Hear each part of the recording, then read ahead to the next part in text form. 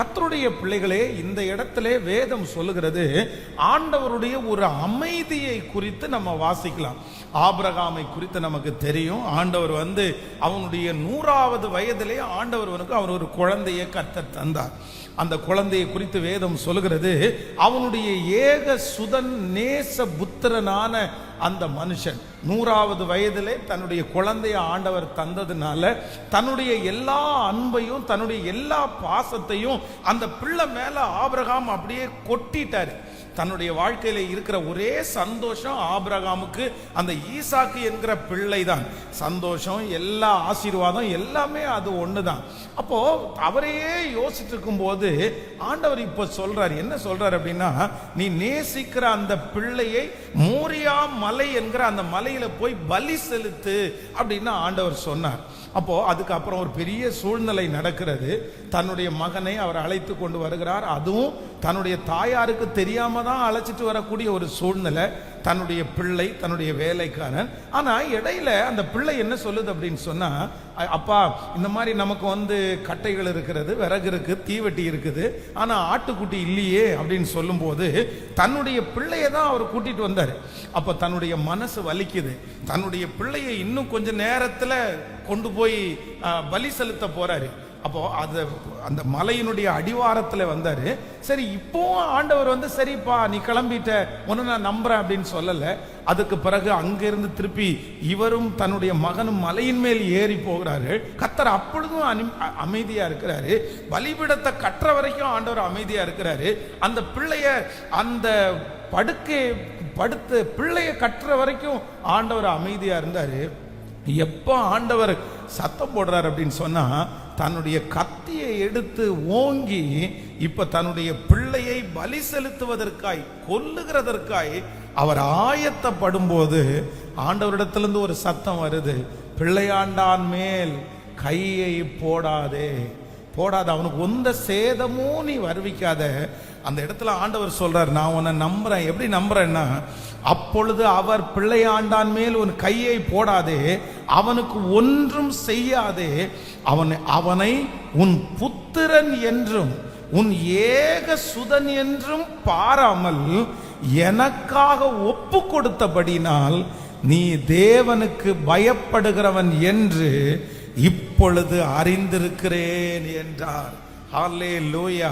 கர்த்தருடைய பிள்ளைகளே, அந்த கடைசி நேரத்திலே அப்படியே அந்த பிள்ளைய பலி செலுத்த போகிற அந்த நேரத்தில் ஆண்டவர் தன்னுடைய அமைதியில் இருந்து அவர் வெளியே வருகிறார். நான் நம்புறேன் கர்த்தர் இப்பொழுது உங்களுக்கு அமைதியா இருக்கிறது போலதான் தோணும். இப்ப எழும்பாத ஆண்டவர், இப்ப பேசாத ஆண்டவர் எப்ப பேச போறாரு அப்படின்னு உங்களுடைய கண்களுக்கு தோன்றும். ஆனா நான் நம்புகிறேன், கடைசி நேரத்தில் நமக்கு அற்புதம் செய்கிறதற்கு கர்த்தர் வல்லவராய் இருக்கிறார். ஆபத்து காலத்தில் என்னை நோக்கி கூப்பிடு, நான் உன்னை விடுவிப்பேன், நீ என்னை மகிமை படுத்துவாய். கைகளை உயர்த்தி ஒரு ஹல்லேலூயா சொல்லலாம்.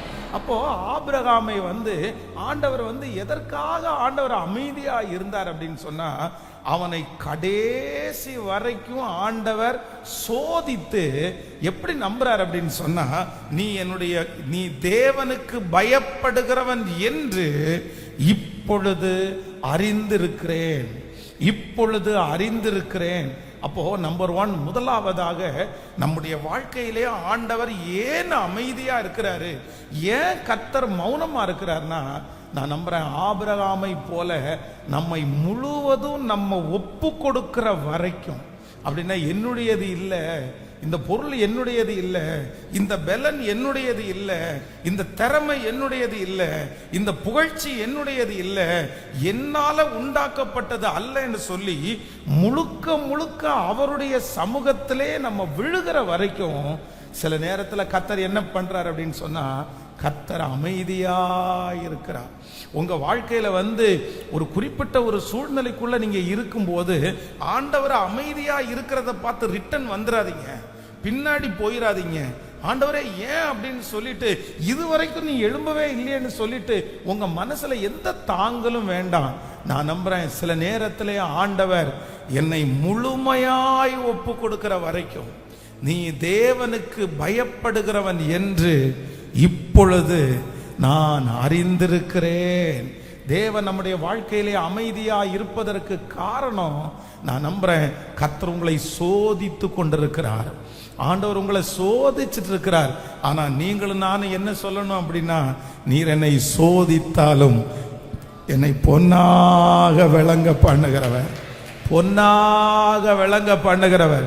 கையை மேல உயர்த்தி சொல்லுங்க, ஆண்டவரே, ஆண்டவரே, கடைசி வரைக்கும் நீர் இரக்கம் செய்யும் வரைக்கும் நான் நிச்சயமா நான் அமைதியா இருப்பேன். ஆண்டவரே, நான் உங்க கைக்குள்ள நான் அடங்கி இருப்பேன், நான் உங்களுக்கு கீழ்ப்படிவேன். ஆண்டவரே, நீர் உம்முடைய அமைதியை விட்டு திரும்புகிற வரைக்கும் ஆண்டவரே என்னிடத்துல என்ன ஒப்பு கொடுக்கணுமோ, என்னிடத்துல என்ன தாழ்த்தணுமோ ஆண்டவரே நான் என்ன ஒப்பு கொடுத்துட்டே இருப்பேன்.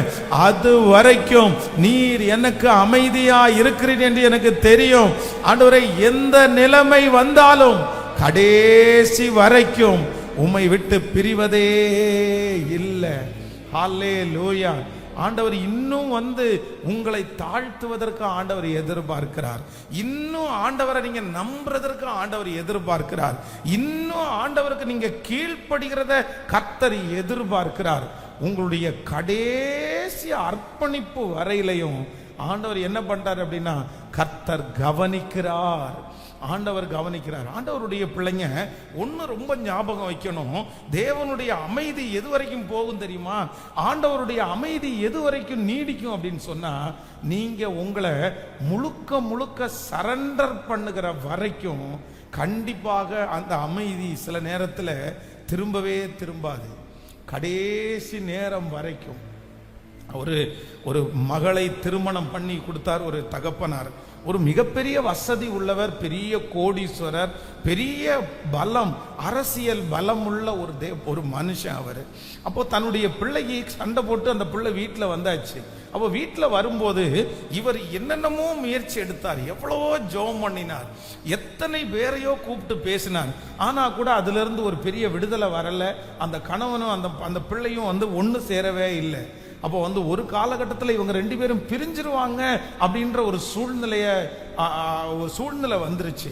அப்போ அவர் உடனே நினைச்சாராமா, இப்படி ஒருவேளை பிரிஞ்சிட்டாங்க அப்படின்னு சொன்னா என் மருமகனை நானே கொன்றுவேன், நான் ஆள் வச்சு அடிச்சு கொன்றுவேன், இல்லைன்னா நான் அவனை நேருக்கு நேரு போய் கத்தி எடுத்து வெட்டிடுவேன், அவனை பழி வாங்காம விட மாட்டேன். இப்படி நிறைய அவருக்குள்ள அந்த பழி வாங்குற எண்ணம் ஓடிட்டே இருந்துச்சாமா. ஆனா ஒரு நாள் ஆண்டவர் பேசினாராமா, நான் அமைதியா இருக்கிறது எதுக்கு தெரியுமா? உங்ககிட்ட இருக்கிற இந்த அர்ப்பணிப்பு முழுக்க முழுக்க நான் ஒன்னும் இல்லைன்னு நீ என்னைக்கு அர்ப்பணிக்கிறையோ அன்னைக்கு நான் உனக்கு இரக்கம் செய்வேன் அப்படின்னு ஆண்டவர் வாக்கு கொடுத்தாராமா. அன்றையிலிருந்து எல்லாத்தையும் அவர் தள்ளி வச்சிட்டாரு. அவருக்கு இருக்கிற அந்த கத்தி, அவர் வச்சிருந்தது எல்லாத்தையும் தூர வச்சுட்டு ஒவ்வொரு நாளும் ஆண்டவரிடத்துல அர்ப்பணிச்சார். என்னுடைய குறைகளை மன்னிங்க ஆண்டவரே, என்னுடைய குற்றங்களை மன்னிங்க ஆண்டவரே, நான் என்னால எதுவும் பண்ண முடியாது, நான் எதுவும் செய்ய முடியாது, என் பிள்ளைய நான் வளர்த்துறது மட்டும்தான் என்னால முடியும், மற்றது நீங்க தான் செய்ய முடியும். ஒரு பெரிய ஆச்சரியம் என்ன அப்படின்னா, எந்த மருமகன் அந்த பொண்ணு வேண்டான்னு சொன்னாரோ அந்த மருமகன் இல்ல நான் திரும்பவும் சேர்ந்து வாழ்கிறேன்னு சொல்லி அந்த குடும்பம் இன்றைக்கு ஒன்றாக்கப்பட்டிருக்கிறது. ஆண்டவருடைய பிள்ளைகளே, கர்த்தர் யாரோ ஒருத்தரிடத்துல நேருக்கு நேர் பேசுகிறார். கர்த்தர் நேரடியாய் வாக்கு கொடுக்கிறார். நான் அமைதியாய் இருப்பதற்கு ஒரு காரணம் உண்டு, உங்களை முற்றிலுமாய் கீழ்ப்படிவதற்கு நேராய் கர்த்தர் அனுமதிக்கிறார். ஹல்லேலூயா. நீங்கள் கீழ்ப்படுகிற வரைக்கும் ஆண்டவர் அமைதியா இருப்பார். ஆனா நீங்க கீழ்ப்படிஞ்சிட்டீங்கன்னா அவருடைய அமைதியை விட்டு ஆண்டவர் மனம் மாறுவார், கர்த்தர் மனம் இறங்குவார், அவருடைய அமைதி கலைக்கப்படும். கர்த்தர் நம்மிடத்துல எதிர்பார்க்கிறார், நீ இப்பொழுது கீழ்ப்படிந்தவன், எனக்கு நீ கீழ்ப்படுகிறான். உன் பிள்ளையை விட என்ன முக்கியத்துவப்படுத்துறப்பா, உன் குடும்பத்தை விட நீ என்ன முக்கியத்துவப்படுத்துறப்பா, உனக்கு இருக்கிற எல்லாவற்றை விட நீ என்ன முக்கியத்துவப்படுத்துறேன்னு நான் இப்போ அறிஞ்சிருக்கிறேன். ஹல்லேலூயா. ஆண்டவர் ஒரு சில வேளைகளிலே இந்த சத்தத்தை கேட்கிற உங்களை கர்த்தர் சோதிச்சுட்டே இருப்பாரு. சோதிக்கிற நீங்க கேட்டுட்டே வந்திருக்கலாம், ஆண்டவரே ஏன் அமைதியா இருக்கிறீங்க, ஏன் அமைதியா இருக்கிறீங்க? கர்த்தர் சொல்கிறார், முழுமையாய் ஒப்பு கொடுக்கிற வரைக்கும் அவர் அமைதியா இருக்கிறவர். ஆமென். சொல்லுங்க பார்க்கலாம், கையை உயர்த்தி, என்னுடைய முழுமையும் நான் ஒப்பு கொடுக்கிறேன் ஆண்டவரே, என்னுடைய முழுமையும் ஒப்பு கொடுக்கிற ஆண்டவரே. இனி கொஞ்சம் பலன் கூட என்னிடத்திலே செயல்படாது, இனி கொஞ்சம் ஞானம் கூட என்னிடத்திலே செயல்படாது ஆண்டவரே. எல்லாம் செய்கிறவர் நீர் ஆண்டவரே. என்னுடைய பலத்தினால் அல்ல, உம்முடைய பலத்தினால் எல்லாம் ஆகும். சொல்லுங்க, அப்பா நான் கீழ்ப்படிவேன், நான் கீழ்ப்படிவேன், நான் வாழ்ந்து காட்டுவேன். என்ன நீங்க தான் ஆண்டவரே நம்பணும். ஆண்டவரே, ஆபிரகாமை பார்த்து இப்பொழுது நீ என் வார்த்தைக்கு கீழ்ப்படுகிறவன் என்று அறிந்து கொண்டது, அந்த கத்தியை தூக்கும் போது ஒரு சத்தம் வருமானால், இன்றைக்கு பரலோகத்திலிருந்து ஒரு சத்தம் கடந்து வரட்டும், சத்தம் கடந்து வரட்டும். அப்பா, உம்முடைய மௌனத்தை விட்டு, உம்முடைய அமைதியை விட்டு நீர் வெளியே வருவீராக. நீர் பேச ஆரம்பிங்க அப்பா. அந்த பிள்ளையை பார்த்து பேச ஆரம்பிங்க ஆண்டவரே. அந்த மகனுடைய வாழ்க்கையை பார்த்து பேச ஆரம்பிங்க ஆண்டவரே. ஹalleluya. நான் கீழ்ப்படிவே, இன்றே செயல்படுவே. பாடுவோம். நான் கீழ்ப்படிவே, இன்றே செயல்படுவே, இனி வாழ்ந்து காட்டுவே. என்ன நம்புங்கப்பா, சொல்லுவோம். இனி வாழ்ந்து காட்டுவே. என்ன நம்புங்கப்பா, என்ன நம்புங்கப்பா. ஐயா மேலதடி, என்ன நம்புங்கப்பா, என்ன நம்புங்கப்பா. முச்செடியில் பக்தன் மோசேக்கு தரிசனம் தரவில்லையா? கண்மலையில் தீர்க்கன் எலியாவுக்கு வல்லமை தரவில்லையா? காளஞ்சியத்தில் வந்த கீதியோனுக்கு வார்த்தையும் தரவில்லையா? காத்திருக்கும் உம்மடியாருக்கு பதில் ஒன்றுமே இல்லையா? காத்திருக்கும் உம்மடியாருக்கு பதில் ஒன்றுமே இல்லை. இப்ப சொல்லுவோம். என்ன நம்புங்கப்பா, என்ன நம்புங்கப்பா, என்ன நம்புங்கப்பா, என்ன நம்புங்கப்பா. இனி வாழ்ந்து காட்டுவே. என்ன நம்புங்கப்பா, இனி வாழ்ந்து காட்டுவே. என்ன நம்புங்கப்பா. ஹalleluya. ஆண்டவருடைய அமைதி எப்போ ஆண்டவர் பேச ஆரம்பிப்பார் அப்படின்னு சொன்னா, 100% 100% ஒப்பு கொடுக்கிற வரைக்கும் சில நேரத்தில் ஆண்டவர் எப்படி இருப்பாருன்னு சொன்னா, கர்த்தர் அமைதியாவே இருப்பார், அமைதியாவே இருப்பார். நீங்க செக் பண்ணி பாருங்க, நீங்க செக் பண்ணி பாருங்க.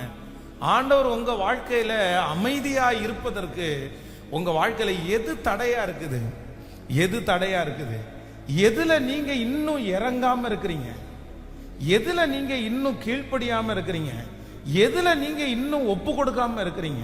இந்த ஆபிரகாம் நினைச்சிருந்தார் அப்படின்னு சொன்னா பாதி வழியில விட்டுட்டு போயிருக்கலாம். வேண்டாம், இப்படியுமா ஆண்டவரை, இதுவரைக்கும் நீங்க என்ன புரிஞ்சுக்கலையா? நான் பாருங்க, மனைவிக்கு தெரியாம பாருங்க பிள்ளைய கூட்டிட்டு வர்றேன், இப்ப நீங்க பேசக்கூடாதா ஆண்டவரே? சரி, அதுவும் பரவாயில்ல. வழியில இருக்கும்போது இந்த பிள்ளை கேக்குது இல்ல, அப்ப பேசக்கூடாதா ஆண்டவரே? நான் மலையினுடைய அடிவாரம் வரைக்கும் வந்திருக்கேன்ல, இப்ப நீங்க என்ன நம்பலையா ஆண்டவரே? இப்ப நம்மள பாருங்க, நம்முடைய பிள்ளைகள் கூட சில நேரத்துல இந்த நம்பல அப்படின்னு இருக்காங்க பாருங்க. இந்த ஒரு சூழ்நிலை அவர்களால கரெக்டா கையாளவே முடியாது.